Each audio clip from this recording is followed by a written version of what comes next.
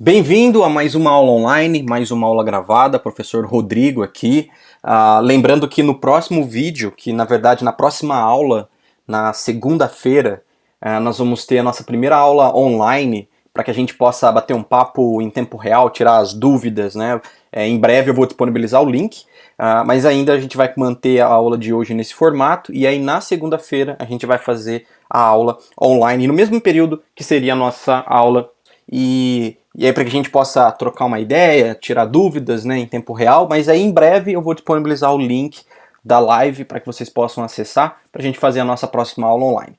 Nessa aula aqui a gente vai dar continuidade no assunto de estrutura de condição e, como de costume, eu gosto de deixar claro qual vai ser o roteiro aí do vídeo para a gente conseguir, para que você consiga enxergar uma intencionalidade, né, nas etapas, para ficar bem claro. Então, no primeiro momento a gente vai fazer uma correção das atividades da aula anterior. Então, na aula anterior, vocês me entregaram algumas atividades, foram 3, e eu corrigi elas, eu já olhei elas, e muito bom. Teve ainda alguns alunos que não enviaram, e que eu deixei o link aberto ainda, tá? Então, mesmo que não deu tempo de enviar naquele dia, você pode enviar ainda a atividade para que eu possa analisar, tá? E poder corrigir ela, e claro que na segunda-feira, ao vivo, a gente vai poder tirar mais dúvidas e tudo mais. Mas eu estou à disposição por e-mail também, tá? Qualquer dúvida, a galera que está mandando e-mail, eu estou tirando a dúvida também pontualmente. Fica à vontade para mandar também dúvidas pelo e-mail. Muito bem, no segundo momento, a gente vai partir para um conteúdo novo, estrutura de condição alinhada. Até aqui a gente só viu o if e o else. A gente vai acrescentar aí algo a mais na nossa estrutura de condição. No terceiro momento eu vou liberar e disponibilizar, vou passar para vocês, né, mais atividades para que vocês possam praticar o que a gente vai aprender aqui hoje, e aí por fim a gente finaliza a nossa aula com recados aí e avisos para a próxima aula, só para lembrar lá quando chegar no final que na próxima aula, na segunda-feira, vai ser ao vivo. Então nessa primeira etapa nós vamos fazer a correção das atividades da aula anterior. Vamos lá? Deixa eu abrir o PyCharm aqui. Cadê meu PyCharm? Aqui, meu PyCharm aberto. Eu vou criar aqui um novo arquivo. Deixa eu colocar aqui, botão direito, New File, não File, né? File, Python File. Eu vou chamar esse arquivo aqui de if e else, tudo junto, tá? Muito bem, deixa eu ocultar aqui do lado para a gente poder ganhar espaço. Deixa eu abrir também aqui os exercícios. Pronto, então tá aqui, ó. O primeiro tópico era criar um programa que fazia o computador pensar em um número inteiro de 0 a 5 e pedir para que o usuário tentasse descobrir qual foi o número escolhido pelo computador. O programa deverá escrever na tela se o usuário venceu ou perdeu. E aí, nesse exercício, você deverá utilizar o random para sortear um número conforme explicado no vídeo, né? Eu mostrei esse modo do random que ele sorteia um número aleatório. Vamos fazer isso então? Vou vir aqui então no meu PyCharm e a primeira coisa que eu vou fazer é trazer para cá o módulo do random. Então from, deixa eu trazer ele para cá, from random import range int, que para deixar um número aleatório, no caso número inteiro, certo? Para sortear um número inteiro. Primeira coisa que eu vou fazer, eu vou criar aqui uma variável que eu vou chamar de computador, e essa variável eu vou armazenar nela um número aleatório. No caso, o número que a gente tem que sortear aqui é entre 0 e 5. Então vou vir aqui e vou escolher 0 e 5. Então ele vai sortear para mim o número de 0 a 5. Muito bem. Agora, na parte de baixo, eu vou criar um print com uma mensagem. Espere um momento. Estou pensando em um número, supondo que seja o computador, de 0 a 5. Tá? Então, isso daqui vai ser o computador falando, digamos. Deixa eu só corrigir aqui. Muito bem. Então, espere um momento, 3 pontinhos, estou pensando em um número de 0 a 5. Muito bem. Na sequência, o computador, então, deixa eu executar aqui para a gente analisar primeiro. Ó. Vou clicar com o botão direito aqui no if else, run para executar aqui, e beleza, deixa eu deixar aqui do lado já executado, que fica mais fácil. Tá vendo? Por enquanto, espere um momento, estou pensando em um número de 0 a 5, e aqui embaixo eu vou colocar aqui, ó. Já pensei. você já pensei, só isso. Já pensei, e embaixo eu vou colocar aqui, vou criar uma variável chamada jogador, e o jogador eu vou armazenar um valor do tipo inteiro, input, e eu vou digitar você, qual, dê o seu palpite, né? Dê o seu palpite. Então, dê o seu palpite. E logo embaixo eu vou fazer então a verificação. Vou fazer o seguinte, eu vou usar um if, e para esse if eu vou verificar se o jogador é igual ao computador, porque ó, no computador a gente tem um número inteiro, de 0 a 5. E aqui o jogador a gente já pegou e converteu para inteiro, então ambos são inteiros. Por isso que a gente pode fazer essa comparação, se jogador é igual a jogador. Ou seja, se o número que está dentro do computador for o mesmo número que está dentro do jogador, então a gente vai exibir a mensagem de parabéns. Parabéns. Você ganhou. Ou você conseguiu adivinhar. Muito bem. Caso contrário, a gente usa um else. E aí nesse caso aqui, o cara errou, né? O usuário errou. Por quê? Se dentro do jogador não tem o mesmo número de computador, ele não conseguiu adivinhar. Então, nesse caso, a gente vai exibir a mensagem de você perdeu. Você perdeu.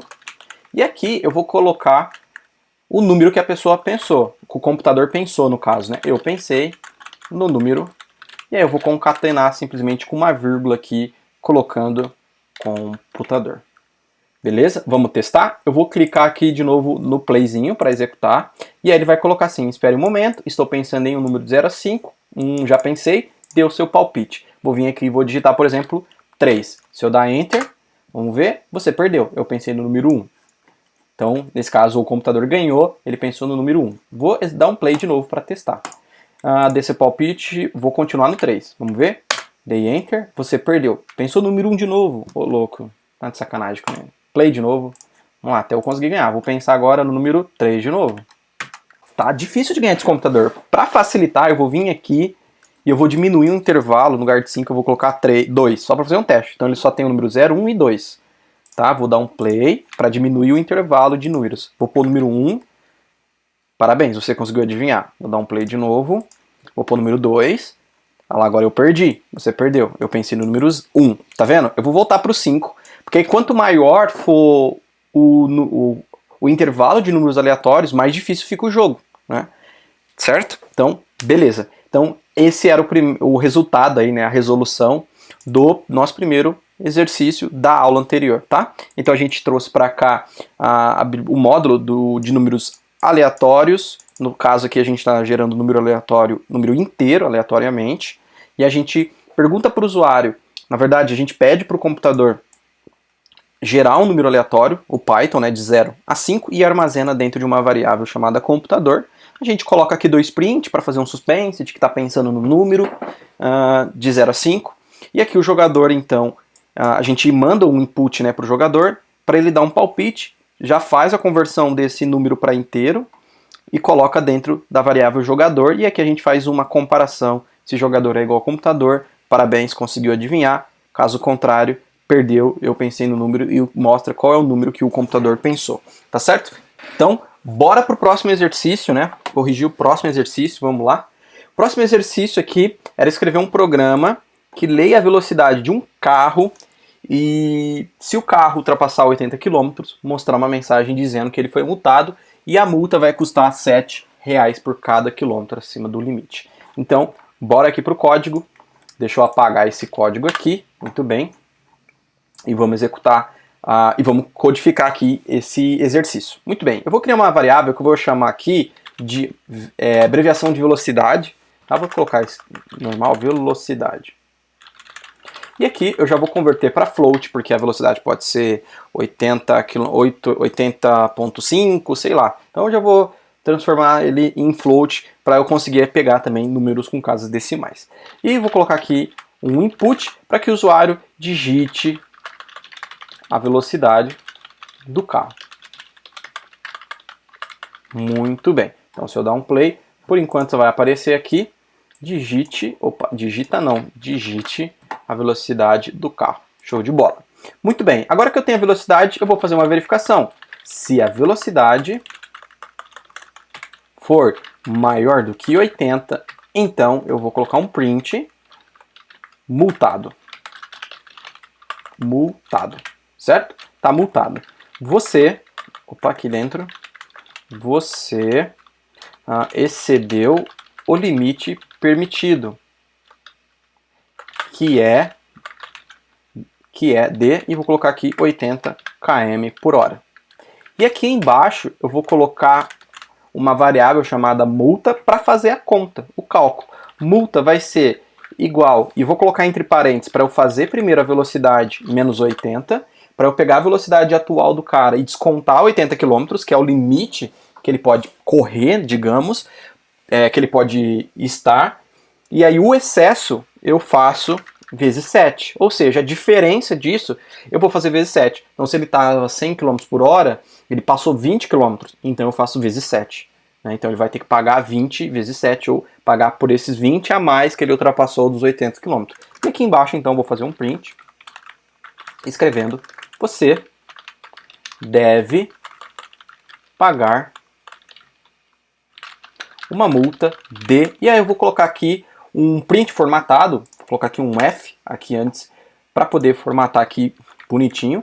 E aqui eu vou colocar ponto, 2 pontos e ponto, para eu colocar aqui 2 casas decimais, tá? Para sempre ficar com 2 casas decimais o valor, tá certo? E aqui no caso eu vou colocar a nossa variável multa. Show? Então, muito bem. Caso contrário, eu vou colocar aqui um print no final. Caso contrário não, né? Só tenha ou...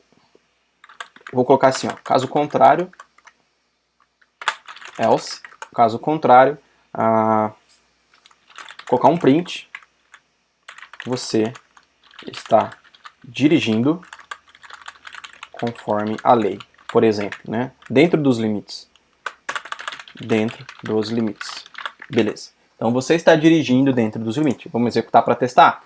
Vou reiniciar aqui e vou colocar, por exemplo, que eu estou a 70 km. Se eu dar um Enter, você está dirigindo dentro dos limites. Show de bola. Agora eu vou testar excedendo, passando aqui 100 km. Ou seja, na verdade não, né? Eu estou a 100 km passando 20 km. Se eu dar um Enter, ele vai aparecer aqui a mensagem: você excedeu o limite permitido, que é de 80 km. Você deve pagar uma multa, então, de 140 km. Ou seja, essa é a resposta desse segundo exercício da nossa aula anterior. Então, recapitulando aqui, primeiro, a gente manda um input na tela para que o usuário digite a velocidade que ele está, né, a velocidade do carro, converte isso já para float, né? Porque tanto o dinheiro, o valor monetário, quanto o quilômetro, a gente pode ter valor quebrado.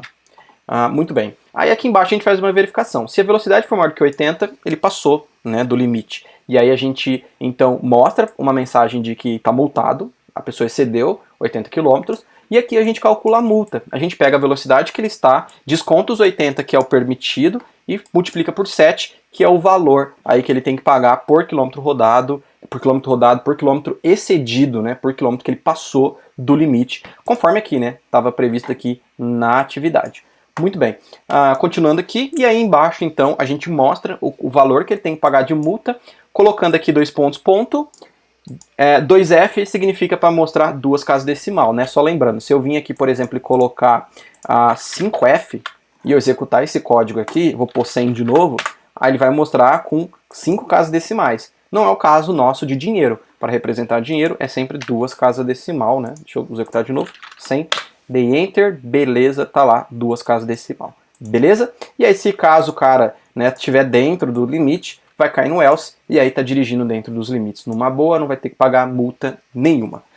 Muito bem, exercício pronto. Vamos pro próximo agora, o terceiro e último exercício, que é: crie um programa que leia o número inteiro e mostre na tela se ele é par ou se esse número é ímpar. Vamos lá então, vou voltar aqui para o PyCharm, deixa eu apagar esse código, e aqui vou colocar número é igual, e aí vou pedir para que a pessoa digite aqui o número. Tá? No caso aqui, a gente já faz a conversão para inteiro. E aqui, o grande segredo para eu descobrir, né, se o número é ímpar ou é par, é bem fácil. Pensa o seguinte, ó, qual que é a lógica? Um número ele é ímpar se ele dividido por 2 sobra 1 ou alguma coisa. O número é par quando ele dividido por 2 não sobra nada. É igual, por exemplo, a gente dividir 2 dividido por 2, não sobra nada. 3 dividido por 2, sim, sobra 1. Então, nesse caso, é que a gente consegue descobrir se o número é par ou se o número é ímpar. A gente tem um operador que ele retorna, que é o operador de módulo, que ele retorna o resultado de uma divisão. Que é o seguinte, ó, resultado, eu vou criar uma variável chamada resultado e vou passar número, e número recebe o módulo de 2. Quer ver? Ó, vou dar um print aqui nesse resultado, só pra gente dar uma analisada. Ó. Vou dar um play e olha lá, digite um número. Se eu colocar ó, 3, por exemplo, ele vai retornar 1, porque 3 dividido por 2 sobra 1, e o módulo retorna a sobra da divisão. Se eu pegar e executar de novo e colocar 2 e dar um Enter, ó, ele vai dar 0, porque 2 dividido por 2 retorna 0, não tem resto essa divisão. Então agora eu sei se o número é ímpar ou se o número é par, simplesmente fazendo o seguinte, se o resultado é igual a 0, significa que não sobrou nada no resto dessa divisão, então ele é um número par. Eu vou colocar um print. O resultado, vou formatar aqui, ó, deixa eu pôr um F aqui. Ou vou colocar assim, né, ó. O número, vou nem formatar, só vou colocar que é par. O número é par. Beleza, então o número é par. Caso contrário, vou usar o else. Quando eu colocar os 2 pontos, ele já me empurra para o lado. Beleza, e vou pôr um print aqui agora, que vou colocar o número é ímpar. Show de bola. Vamos testar para ver então se vai rolar. Vou dar o play. Vou colocar aqui o número 15, por exemplo. E vou dar Enter e ele vai aparecer que o número 15 é par.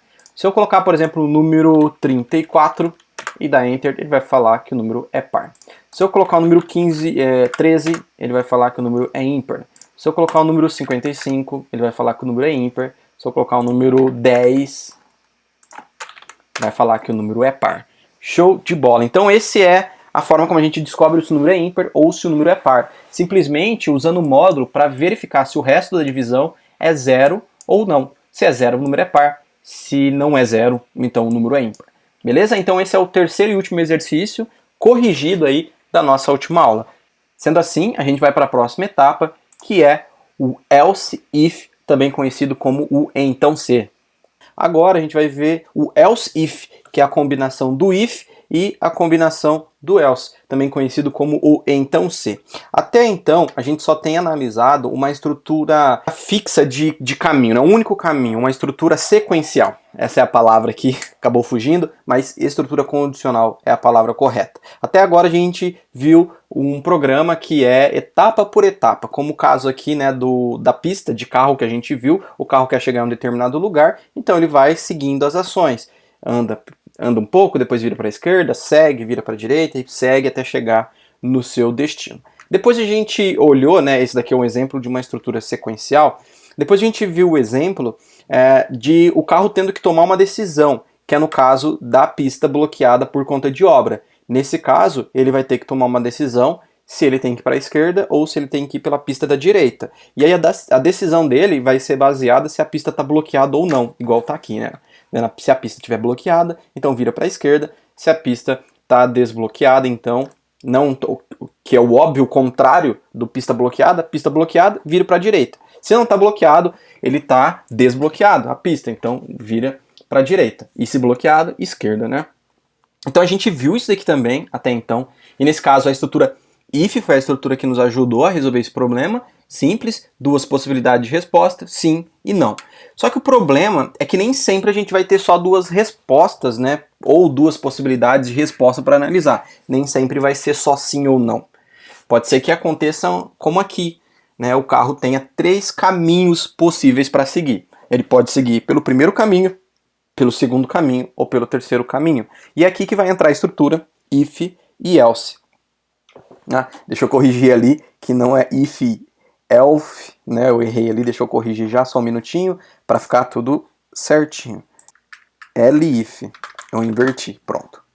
Voltando aqui, então tem aqui o if o elif, que é de else if, e o próprio else. Então aqui, ó, se a direita, opa, volta, se a direita for melhor, e aí vamos supor aqui que a gente está desenvolvendo um aplicativo muito parecido com o Waze, por exemplo, e aí essa variável melhor, claro que teria analisado um monte de outras possibilidades.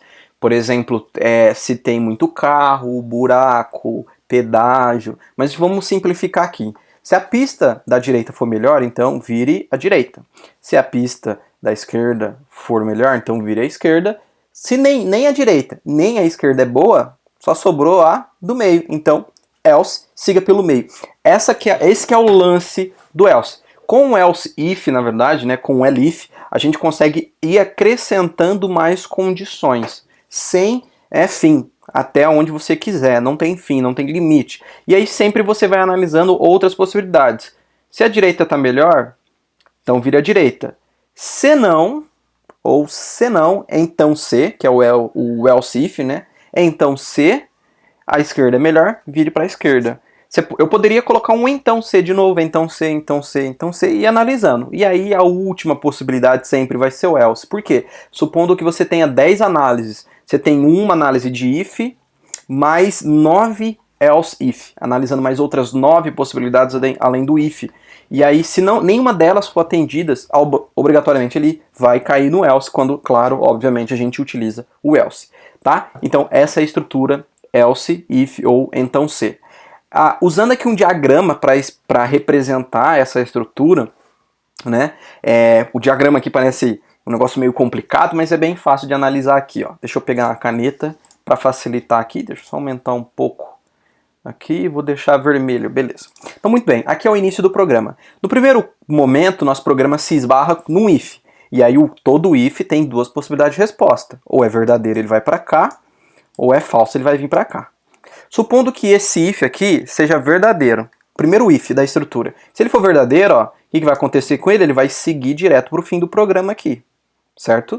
Agora, se ele é falso, ele vai esbarrar, ele vai vir para cá, se ele for falso, e vai esbarrar num outro elif, numa estrutura de condição também. E aqui eu vou analisar uma outra possibilidade. Se for verdadeiro, matou. Ele nem vai olhar o restante, ele vai direto para o fim do programa. Caso essa condição também não seja atendida, de novo, aí ele vai vir aqui para uma outra estrutura de elif, de else if, e vai analisar de novo, e assim por diante, até se nenhuma for atendida, ele cai no else, e o else por fim segue. Se cair aqui no true, ele vai pular o else, e se tivesse outros elif, e também viria para o final.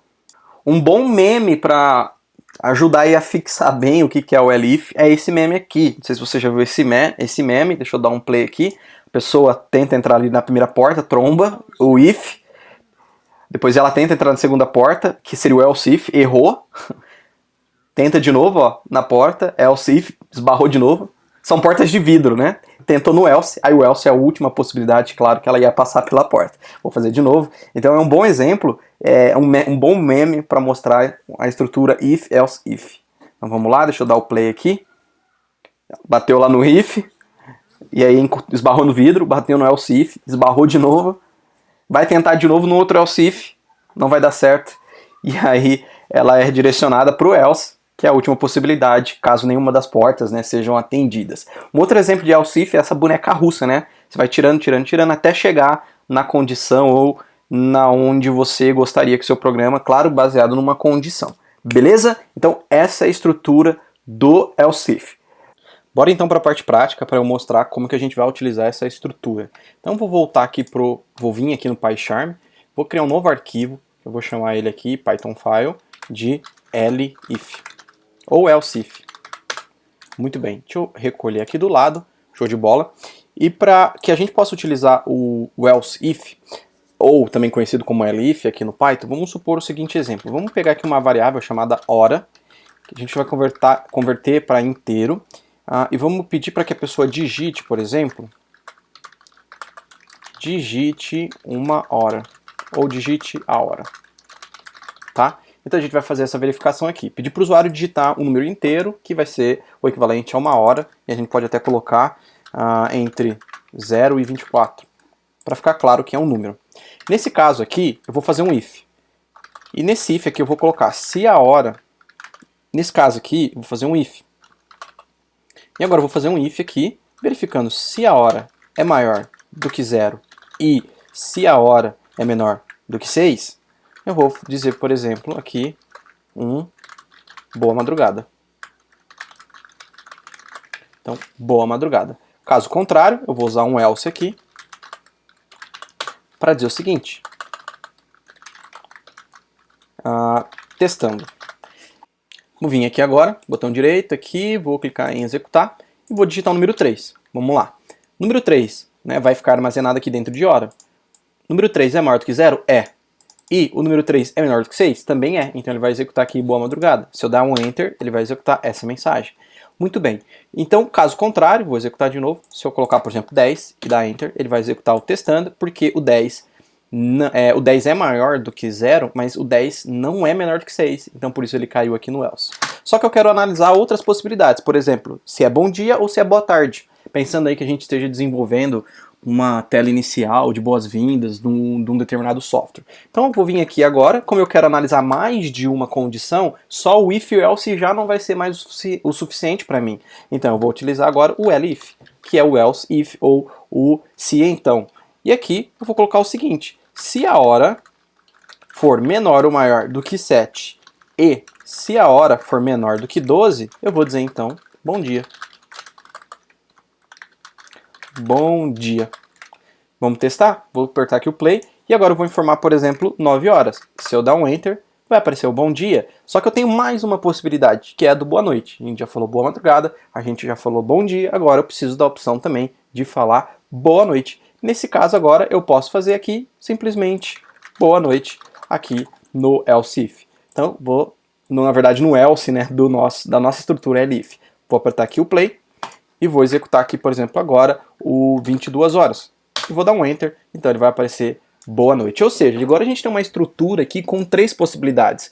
Poderia ter mais? Poderia vir aqui e colocar um outro else if e verificar, por exemplo, se a hora for maior ou igual a 23 e menor do que 24, menor ou igual a 24 horas, por exemplo, eu quero colocar uma mensagem aqui, está muito tarde.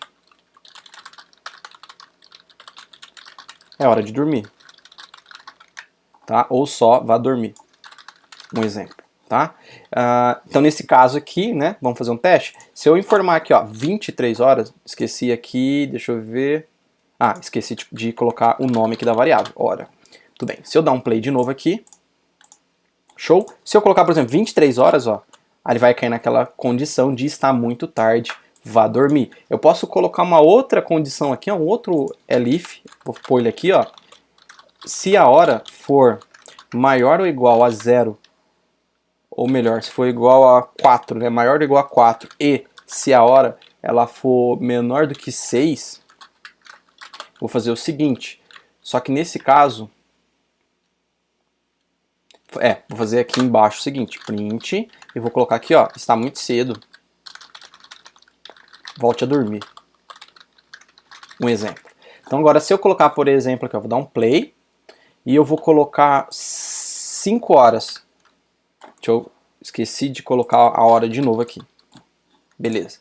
Então, se for menor do que 6. E eu vou fazer o seguinte, na verdade, ó, eu vou dar o play, que a gente vai analisar uma coisa que vai acontecer aqui de semântica. Ó, se eu dar um play, e eu vou pedir para que ele eu quero que essa mensagem apareça. Está muito cedo, volte a dormir. Então, no caso, eu vou informar, por exemplo, 5. Só que se eu dar um enter aqui, ó, o que acontece? Aparece boa madrugada. Por quê? Porque na primeira condição, o 5 é maior do que 0 e o 5 é menor do que 6. Como a primeira condição é atendida, ele já ignora as outras. Percebe? Então eu posso analisar várias possibilidades, mas eu tenho que sempre ficar ligado. Se a condição for atendida, o restante nem é executado. Então eu posso inverter aqui, ó.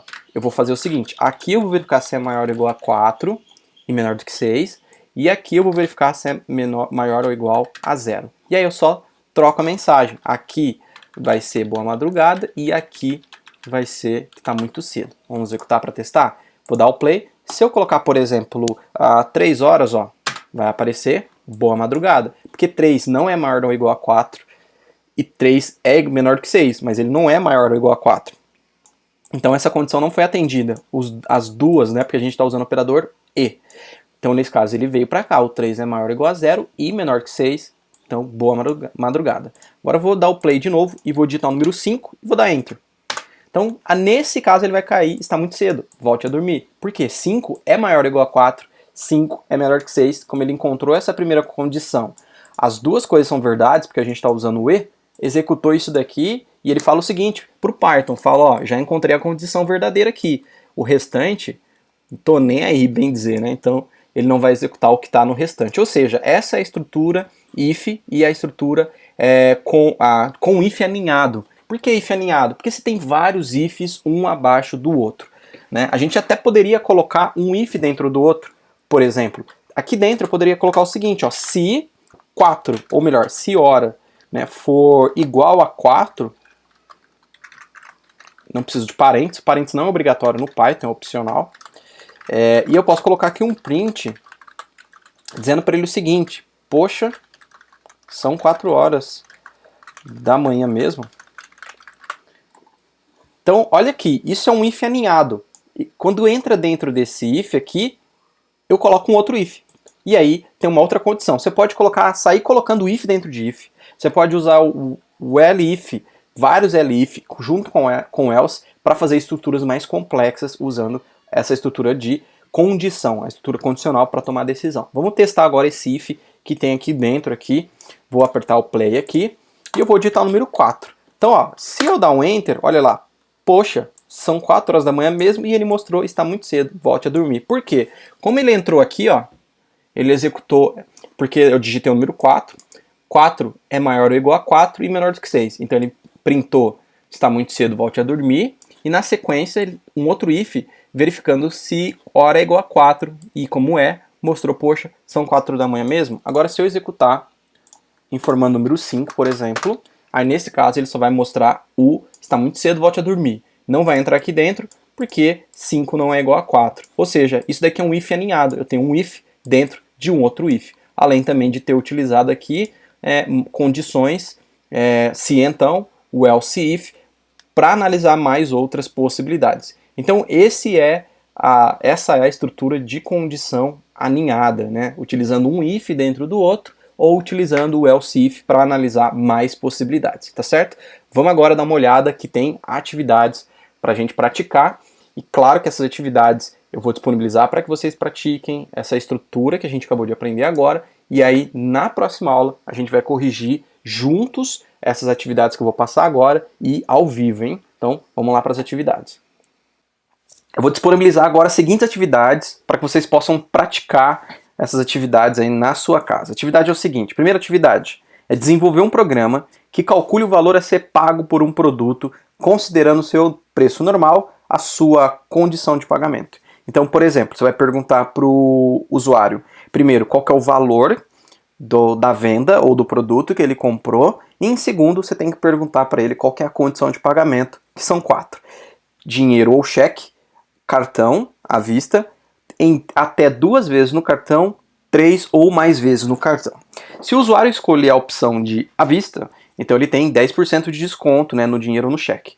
Se ele escolher à vista no cartão, 5% de desconto, em até 2 vezes no cartão, preço normal, 3 vezes ou mais no cartão, 20% de juros. Então, esse é o seu desafio, essa é a sua atividade, que é desenvolver um sistema para resolver esse desafio aqui. Pergunta para o usuário, primeiro passo, pergunta para o usuário o valor do produto e em seguida qual dessas condições de pagamento que ele deve ou que ele deseja fazer, né, o pagamento do produto. E aí, baseado no que ele escolher como forma de pagamento e no valor, tem que aparecer aí o resultado equivalente à vista dinheiro ou cheque, 10% de desconto, à vista no cartão, 5% de desconto, em até 2 vezes no cartão, preço normal, 3 vezes ou mais no cartão, 20% de juros, tá certo? Próximo exercício vai ser o seguinte, você deve escrever um programa que leia o nome de nascimento de um jovem e informe, de acordo com a sua idade, se ele ainda vai se alistar ao serviço militar, se é hora de se alistar ou se já passou do tempo de alistamento. Seu programa também deverá mostrar o tempo que falta ou que passou do prazo. Então você vai perguntar, por exemplo, para a pessoa, que ano que a pessoa nasceu? A pessoa colocou lá, sei lá, 1990. Você vai pegar 1990, por exemplo, e verificar, nesse caso, ela passou, né? Então ela já tem mais do que 18 anos, quem nasceu em 1990.